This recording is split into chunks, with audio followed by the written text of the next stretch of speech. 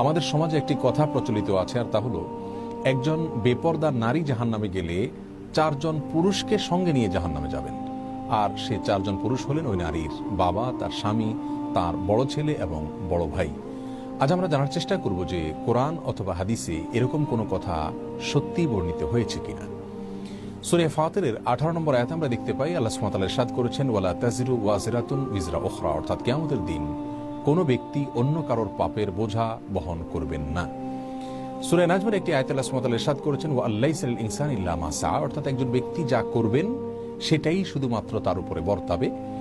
আর তিরমিজির একটি বর্ণনা আমরা দেখতে পাই, রাসূল করিম সাল্লাল্লাহু আলাইহি ওয়াসাল্লাম ইরশাদ করেছেন, আলা লা ইয়াজনি জানিন ইল্লা আলা নাফসিহি, আলা লা ইয়াজনি জান আলা ওয়ালাদিহি ওয়ালা মাউলুদুন আলা ওয়ালিদিহি, যার অর্থ হলো কোনো ব্যক্তি পাপ করলে সে পাপটা তাকেই শুধুমাত্র পাবে, অন্য কাউকে পাবে না।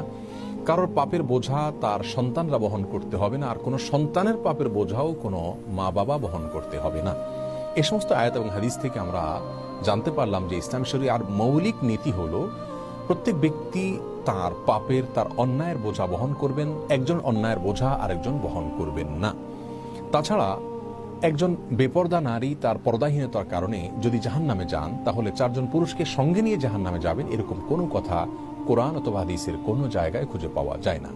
যার কারণে আমরা বলতে পারি যে এটি আমাদের সমাজের প্রচলিত একটি বিষয়, যার কোনো গ্রহণযোগ্য ভিত্তি কোরআন অথবা হাদিস থেকে পাওয়া যায় না। তবে হ্যাঁ, সন্দেহাতীতভাবে প্রত্যেক ব্যক্তিকে আল্লাহ সুবহানাহু ওয়া তাআলা তার অধীনস্থদের সম্পর্কে জিজ্ঞাসাবাদ করবেন। সেখানে নারী, পুরুষ, বাবা, সন্তান সকলেই সমান।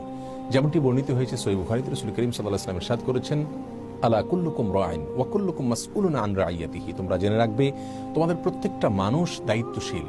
তোমাদের প্রত্যেককে আল্লাহ সুবহানাহু ওয়া তাআলা কিয়ামতের ময়দানে জিজ্ঞাসাবাদ করবেন তার অধীনস্থ, তার দায়িত্বে যারা ছিলেন তাদের সম্পর্কে। অর্থাৎ তারা যদি কোনো প্রকার অন্যায় করেন, তারা যদি পাপের পথ মাড়ান, তাহলে ওই ব্যক্তির উচিত হলো তাকে সেখান থেকে বাধা দেওয়া, তাকে সৎ পথে পরিচালিত করা।